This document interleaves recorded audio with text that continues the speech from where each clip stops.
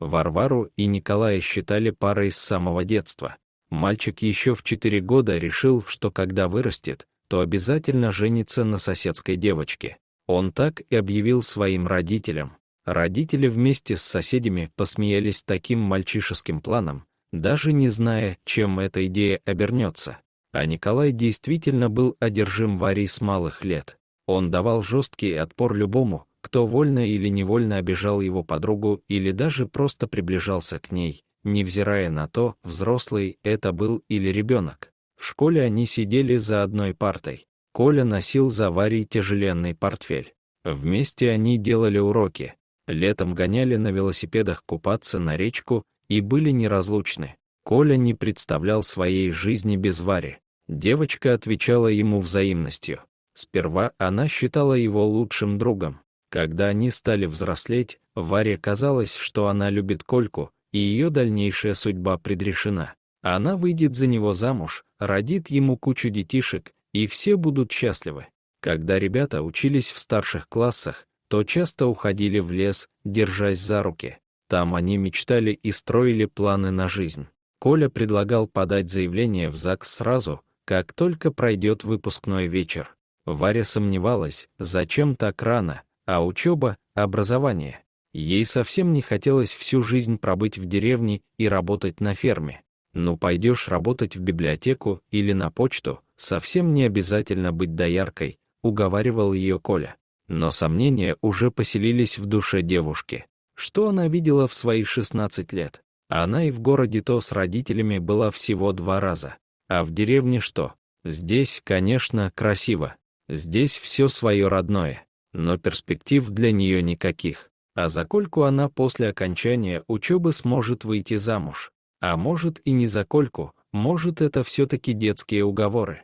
В общем, Варвара была в сомнениях. А тут еще подруга приехала с города и столько всего рассказала. Какая там интересная и насыщенная жизнь, сколько у нее появилось новых друзей, как интересно учиться, ходить в кинотеатр, на выставки и концерты. Варю так впечатлил ее рассказ, что девушка стала всерьез задумываться об отъезде.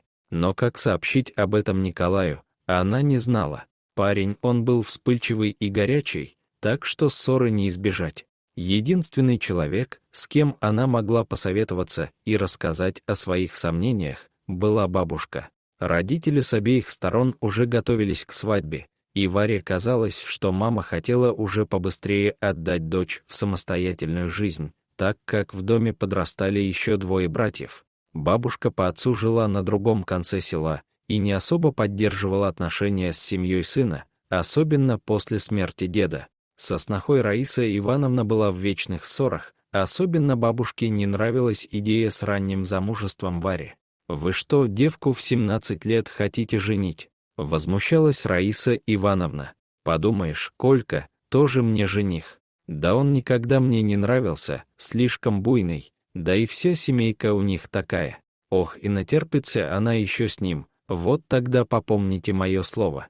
Даже никого не слушай, ягодка моя, езжай и учись. Заодно и чувства свои проверишь. Если вы нужны друг другу, то дождется он тебя, да и сама для себя поймешь. Бабуль, а как же я ему это скажу?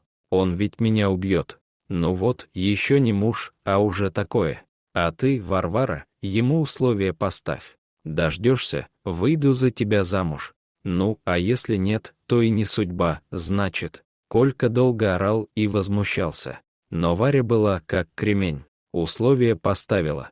Спокойно выслушала друга и молча удалилась, пообещав писать и часто приезжать в родную деревню. 4 года в городе пролетели быстро, и Варя вернулась в родные края.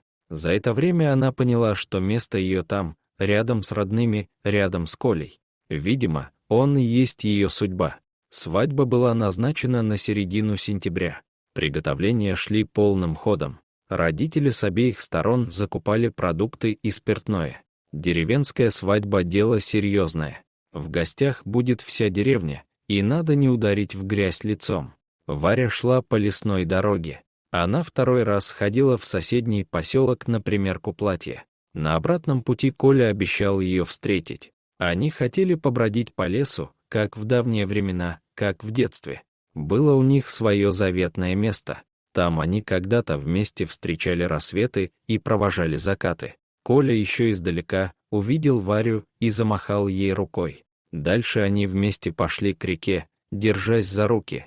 «Варька, как я счастлив! Как долго я ждал этого дня, когда мы наконец-то станем мужем и женой!» Коля нежно поцеловал свою невесту. «А может, не будем ждать и станем супругами сегодня? Прямо здесь и сейчас. У меня уже нет сил терпеть». Варя сперва не поняла, о чем говорит ее жених. Но когда его поцелуй перестал быть нежным, а стал грубым и напористым, и руки стали нервно расстегивать блузку на ее груди, Варя все поняла. Девушка стала просить, потом умолять Колю не делать этого и подождать до свадьбы. Но ее сопротивление только еще сильнее разгорячило парня. Он разозлился и повалил ее на землю. «Я сейчас проверю, как ты хранила мне верность, недотрога, а то, может быть, и жениться на тебе не стоит. Девок хороших в деревне полно, которые всегда согласны, не то что ты». И он продолжал рвать на ней одежду, но Варя изо всех сил отбивалась от него. «Значит, так ты меня ждал», — прохрипела Варя. «А ты думала, я в монахи записался?» Коля в бешенстве зажал девушке рот. Она уже потеряла последние силы и практически перестала сопротивляться. Вдруг они оба услышали, как до них донесся зловещий рык. «Волки!» — закричала Варя. В этот самый момент Николай ослабил свою хватку, и девушке удалось его оттолкнуть и вскочить на ноги. Стая волков, под предводительством старой волчицы, полукругом надвигались на молодых людей. У Вавары в голове пронеслась мысль, что она уже где-то видела эту волчицу. Девушка попятилась назад, заметив, что волки окружают именно Николая, а он стоял и не мог пошевелиться. Варя опомнилась и рванула прочь от этого места, побыстрее домой в деревню. Волки еще немного постояли. Волчица долго смотрела в глаза молодому человеку, как будто гипнотизируя его. Потом она долго и протяжно завыла, тем самым подавая знак своим сородичам, и они, повинуясь, ушли в лес вслед за ней. Варя плакала на плече у бабушки, рассказывая все, что произошло с ней в лесу. «Ты, ягодка моя, совсем забыла, маленькая еще была. Вы тогда с дедом спасли в лесу маленького волчонка, которого придавило деревом. И вот прошло время, и волки вернули тебе долг. А Николай всегда был подозрительный. Я об этом твоим родителям говорила, да только они не хотели слушать. Недостойно он тебя, Варвара, встретишь ты еще свою настоящую любовь». Свадьба, естественно, не состоялась, а опозоренному Николаю навсегда пришлось уехать из родных мест. Дорогие зрители, если вам понравилось это видео, то ставьте лайк и подписывайтесь на наш канал. До свидания.